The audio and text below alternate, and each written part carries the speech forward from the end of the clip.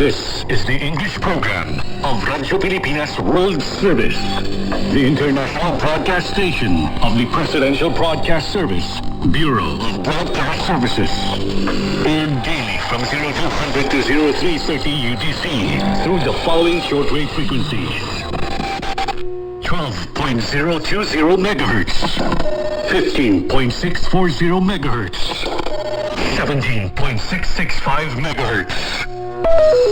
PBS Radyo Pilipinas World Service serves as a bridge on air, delivering timely news, information, and public service. PBS Radyo Pilipinas World Service, bringing Filipinos across the globe closer to home.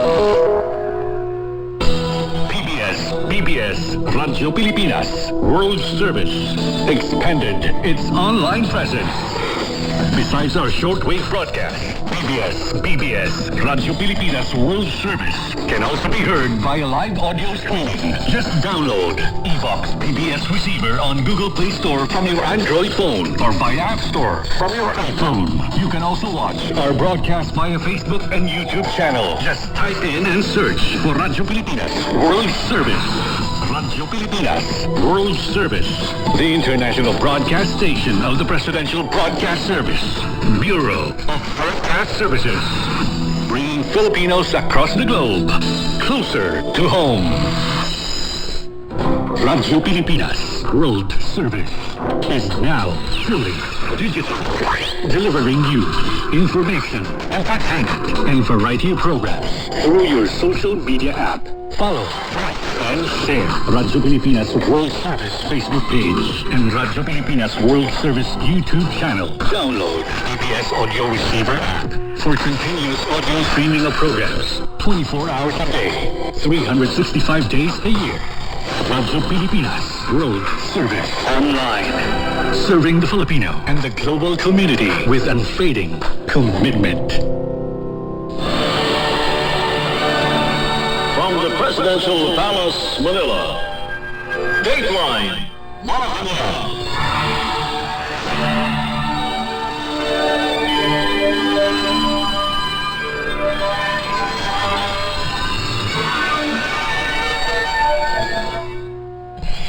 This is Dateline Malacañang, and here are the news. Philippine President Ferdinand R. Marcos Jr. And that is all for today's Dateline Malacañang for Radyo Pilipinas World Service. This has been Villegas de Guzman. From the Presidential Palace, Manila, Dateline Malacañang.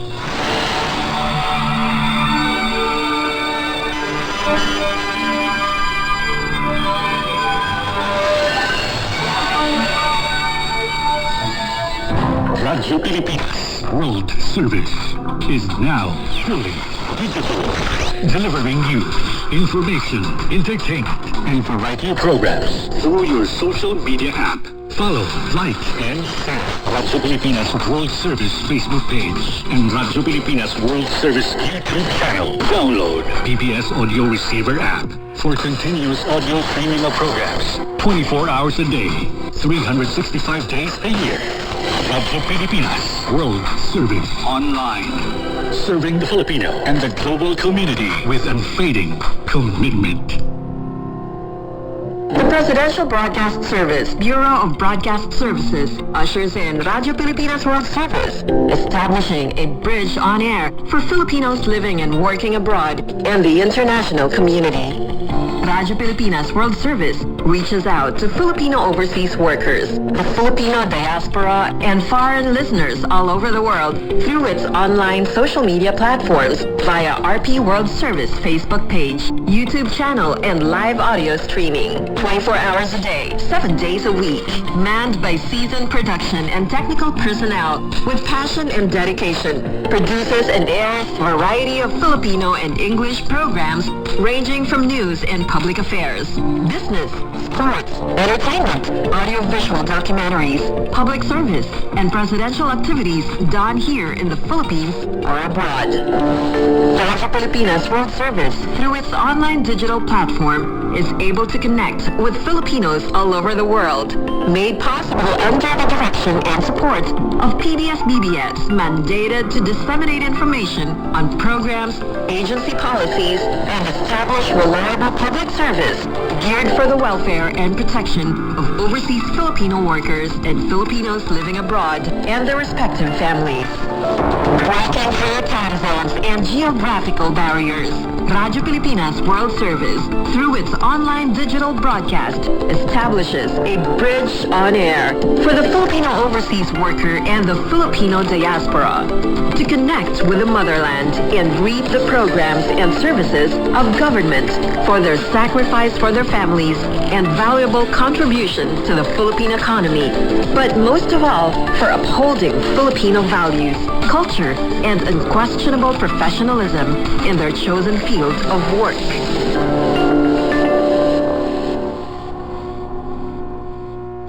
Radyo Pilipinas World Service is now fully digital, delivering news, information, entertainment, and variety programs through your social media app. Follow, like, and share Radyo Pilipinas World Service Facebook page and Radyo Pilipinas World Service YouTube channel. Download PBS Audio Receiver app for continuous audio streaming of programs 24 hours a day, 365 days a year. Radyo Pilipinas World Service Online. Serving the Filipino and the global community with unfading commitment. Learn the Filipino language as Radyo Pilipinas presents School on Air. School on Air will teach you the basic phrases, words, greetings, and conversations in Filipino. School on Air, only here at Radyo Pilipinas.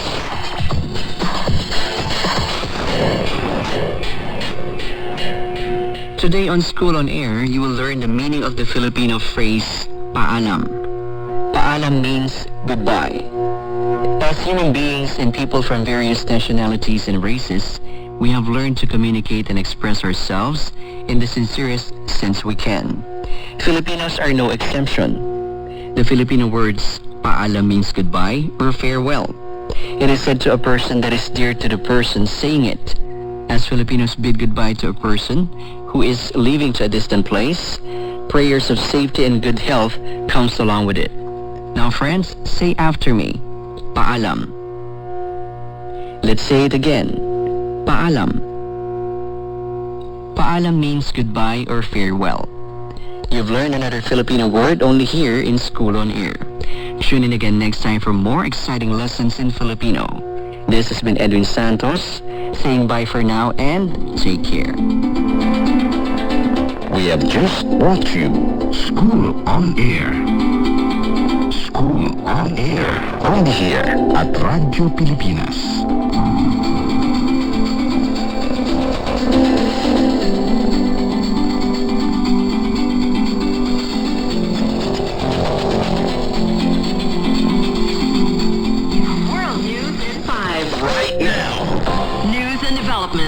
Making headlines around the world in 5 minutes. World News in 5. Here on Radyo Pilipinas World Service. Good day to all of our listeners here on Radyo Pilipinas World Service. This is World News in 5 and I'm your host, Steph Vicente. United States President Donald Trump announced on Tuesday a total and complete blockade of all sanctioned oil tankers entering or leaving Venezuela, calling the Maduro government a foreign terrorist organization. Venezuela is completely surrounded by the largest armada ever assembled in the history of South America, Trump wrote on his social media platform Truth Social, saying the blockade would remain until Caracas returned all of the oil, land, and other assets. Anadolu reports Trump accused the regime of Venezuelan President Nicolas Maduro of using oil revenues to fund drug terrorism, human trafficking, murder, and kidnapping, and said Venezuelan nationals previously sent to the U.S. were being returned at a rapid pace. The announcement comes amid mounting tensions between the two countries as Trump continues to demand Maduro step down from power, maintaining that all options, including military force, remain on the table amid a massive force build-up in the region. The U.S. has already carried out 22 known strikes on alleged narco-terrorist seaborne vessels, killing 87 people since attacks began in the Caribbean Sea and Eastern Pacific Ocean in early September. In other news overseas, heavy rains over the past week have worsened the already harsh conditions faced by hundreds of thousands of displaced Palestinians in Gaza, according to the United Nations.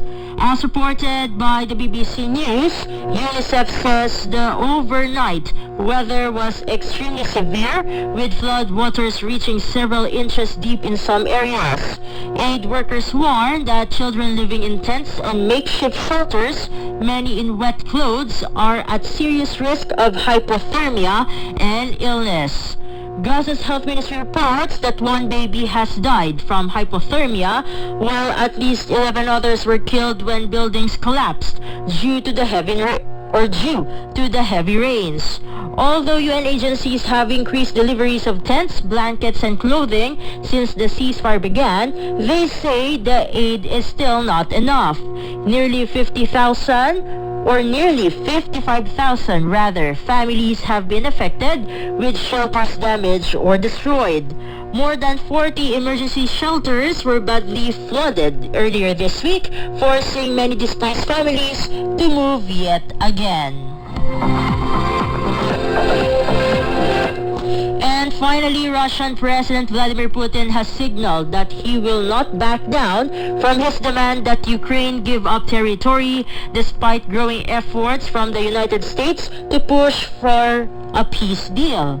Speaking at a meeting of Russia's defense ministry, Putin said Moscow would prefer a diplomatic solution, but warned that Russia is ready to take what it calls its historical lands by military force if talks fail. The CNN reports Putin also criticized Ukraine's European allies, saying meaningful peace discussions with them are unlikely for now.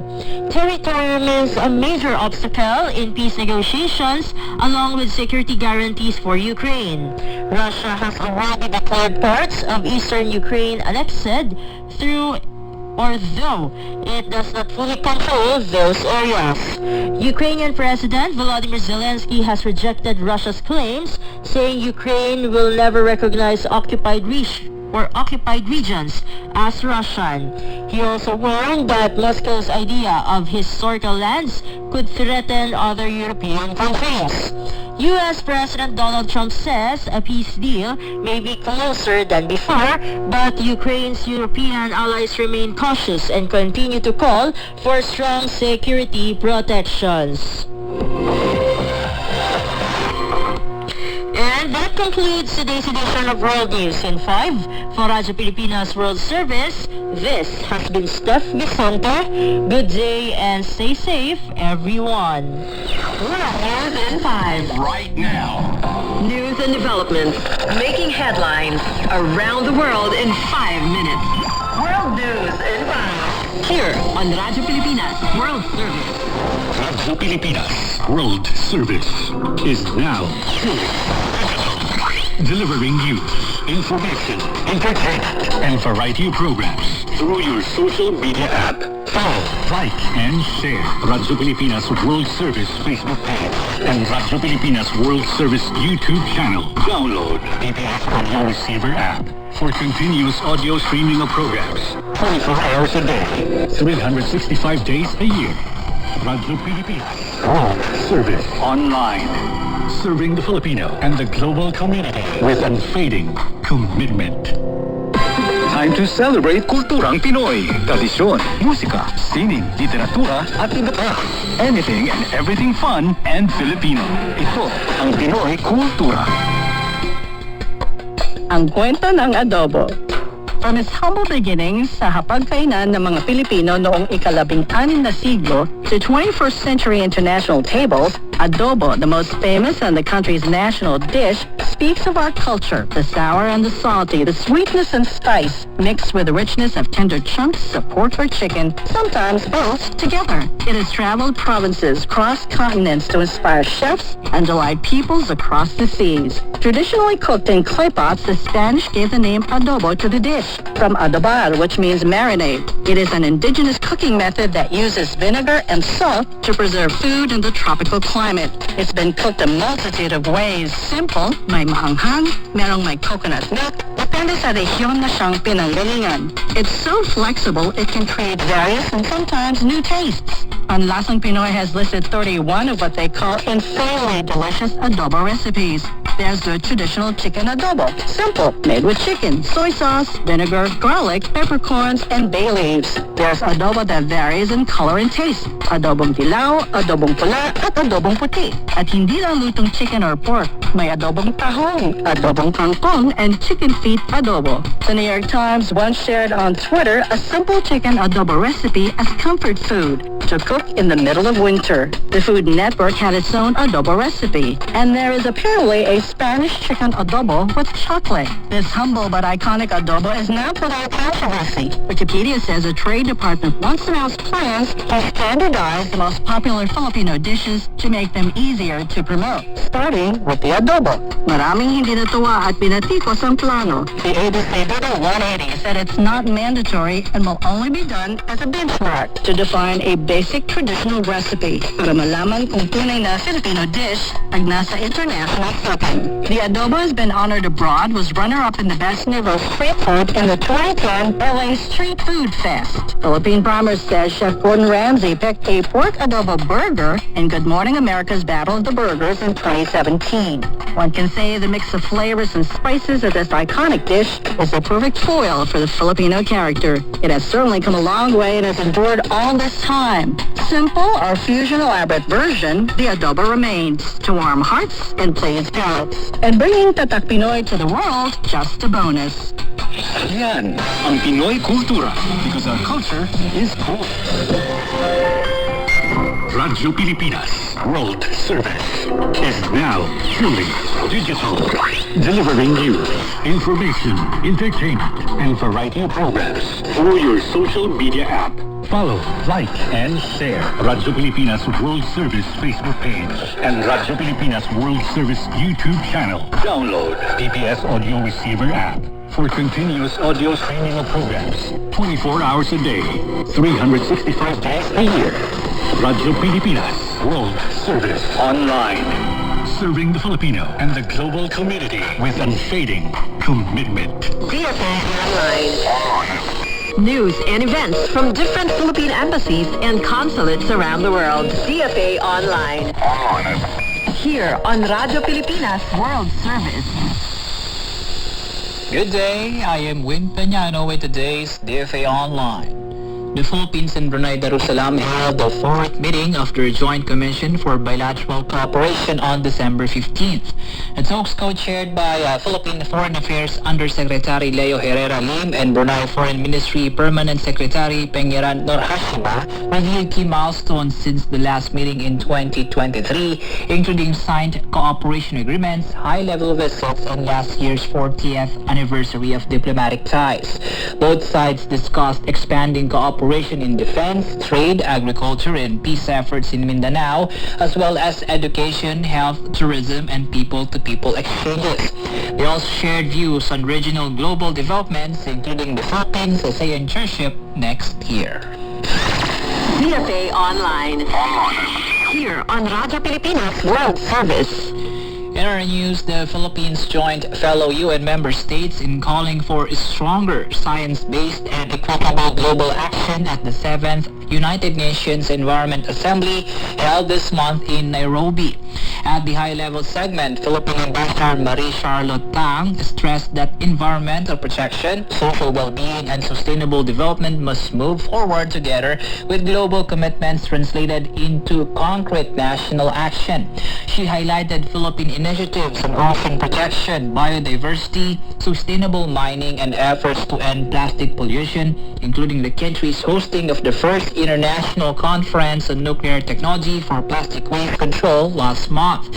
Ambassador Tang also said climate resilience will be a priority as the Philippines prepares to chair ASEAN next year. DFA Online. Here on Radyo Pilipinas World Service. More news from the Philippine Service Post. The Philippines served as country of honor in the 200th founding anniversary of the port of Manzanillo, Mexico's largest and busiest seaport, highlighting centuries-old maritime and people-to-people ties between the Philippines and Mexico. The Philippine ambassador to Mexico, Arvin De Leon, led engagements promoting cultural, academic, and economic cooperation, including discussions on Philippine gastronomy, academic exchanges, and port operations. A highlight of the celebration was a mini concert by renowned Filipino tenor Dr. Ramon Acoimo, showcasing songs in various Philippine languages. Meetings with local leaders and business officials also explored opportunities in trade, investments, tourism, and cultural exchange, reaffirming the enduring partnership between the Philippines and the state of Colima. DFA Online. Here on Radyo Pilipinas World Service. And in Hungary, the Philippines and Hungary held the 7th session of their Joint Commission on Economic Cooperation in Budapest aimed at expanding bilateral trade and economic ties. The Philippine delegation was led by Trade Undersecretary Alan Gepti, while Hungary was represented by State Secretary Levente Magyar. Discussions covered cooperation in trade and investment, agriculture, science and technology, energy, climate action, labor, education, and people-to-people exchanges. Both sides agreed to sustain high-level engagements, with Hungary supporting early conclusion of the Philippines-EU Free Trade Agreement. The 8th Joint Commission meeting will be hosted by the Philippines next year. DFA Online. Here on Radyo Pilipinas World Service. And that wraps up today's DFA Online. For Radyo Pilipinas World Service, I am Wayne Peñano. Good day. DFA Online. News and events from different Philippine embassies and consulates around the world. DFA Online. Here on Radyo Pilipinas World Service. Philippine Trivia. The best that Filipinos and the Philippines could offer. Here over Radyo Pilipinas Overseas. Philippine Trivia. The Zamboanga Golf Course and the Beach Park was started in 1910 by Governor John Pershing. It is one of the oldest golf courses in the Philippines. Iloilo Golf and Country Club is the oldest golf club in the Philippines. It was built at 1908 by Irish engineers. You just heard Philippine Trivia, the best that Filipinos and the Philippines could offer over Radyo Pilipinas Overseas. Radyo Pilipinas World Service is now truly digital, delivering news, information, entertainment, and variety of programs through your social media app. Follow, like, and share Radyo Pilipinas World Service Facebook page and Radyo Pilipinas World Service YouTube channel. Download PPS Audio Receiver app for continuous audio streaming of programs 24 hours a day, 365 days a year. Radyo Pilipinas World Service Online. Serving the Filipino and the global community with unfading commitment.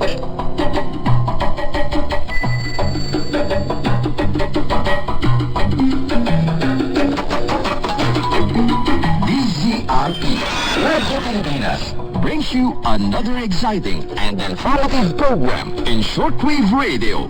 Discover more than 1,001 ways and reasons to visit and enjoy the Philippines. Most exciting and breathtaking places, people, events, and culture that only the Philippines can offer.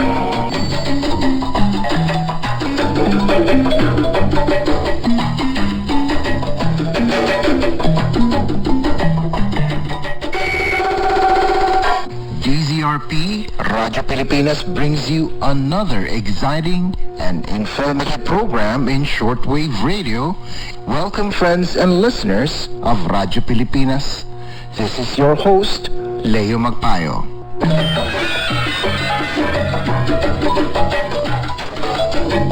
Tune in again next time for a more exciting and fun-filled adventure as we travel to the beautiful Philippines.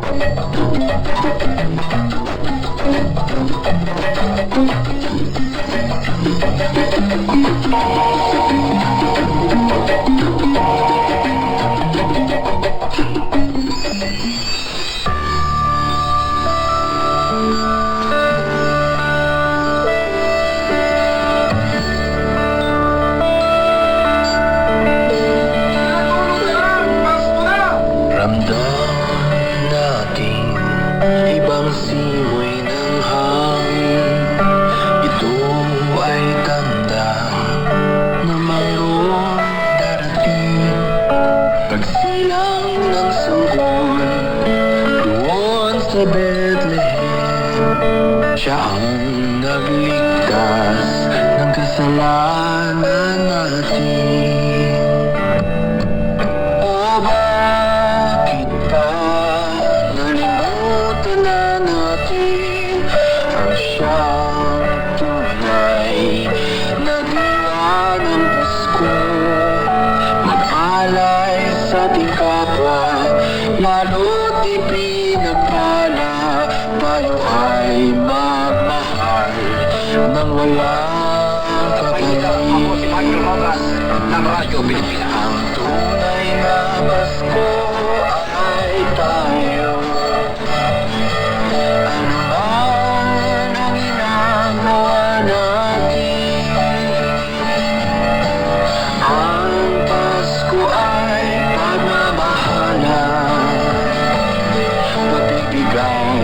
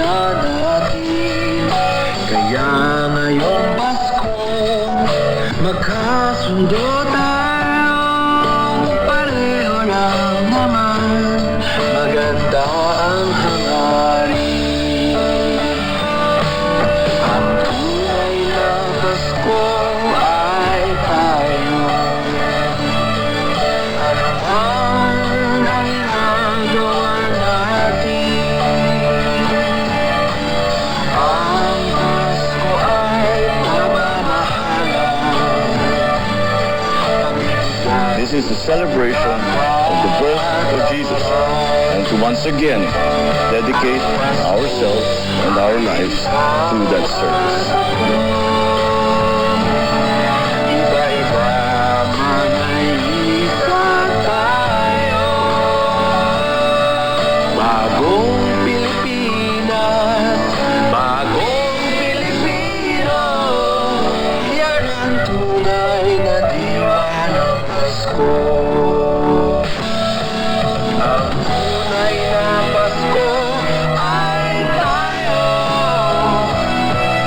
Ano ba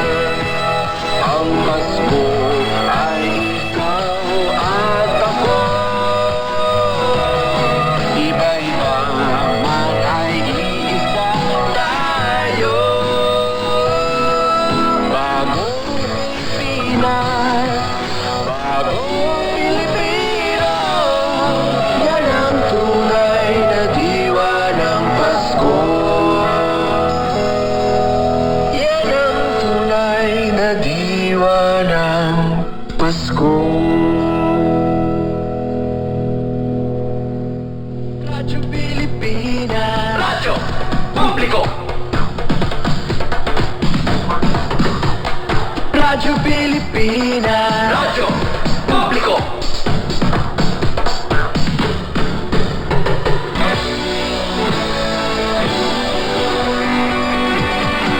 Mahalagang mga balita, napapanahong impormasyon. Kami ang inyong gabay pag may bagyo at sakuna. Serbisyo ng gobyerno kapag may nangangailangan. Mga proyekto ng Pangulo, damang-dama ang pagmamahal niya.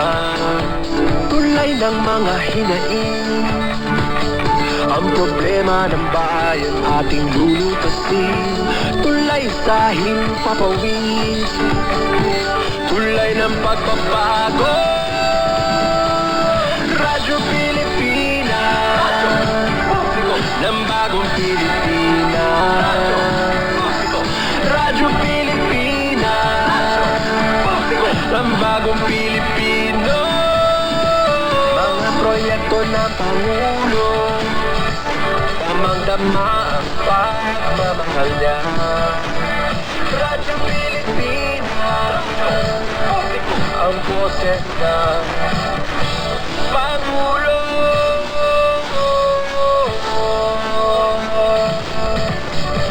Paramay niyo kami, kahit malayo man kami nakakarating. OFW magtataka, buhay ay iba't iba, saan mang lugar ng bansa natin. Tulay ng mga hinaing, ang problema ng bayan ating lulutasin. Tulay sa himpapawid, tulay ng pagbabago. Radyo Pilipinas, ng bagong Pilipinas. Radyo Publiko. Radyo Pilipinas, ng bagong Pilipino. Mga proyekto ng Pangulo, damang-dama ang pagmamahal niya. Radyo Pilipinas, ang boses ng Pangulo.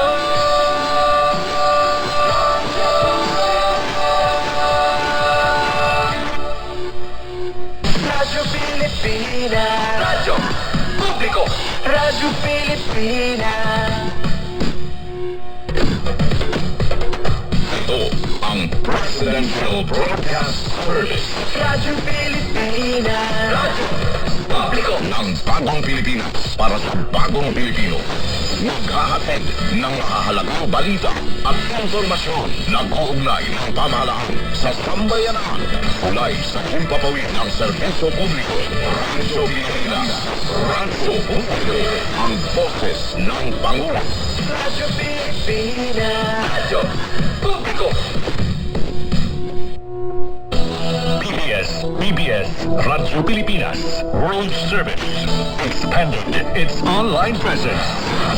Besides our shortwave broadcasts, BBS, Radyo Pilipinas World Service can also be heard via live audio streaming. Just download Evox PBS receiver on Google Play Store from your Android phone or via App Store from your iPhone. You can also watch our broadcast via Facebook and YouTube channel. Just type in and search for Radyo Pilipinas World Service. Radyo Pilipinas World Service, international broadcast station of the Presidential Broadcast Service, Bureau of Broadcast Services, bringing Filipinos across the globe closer to home.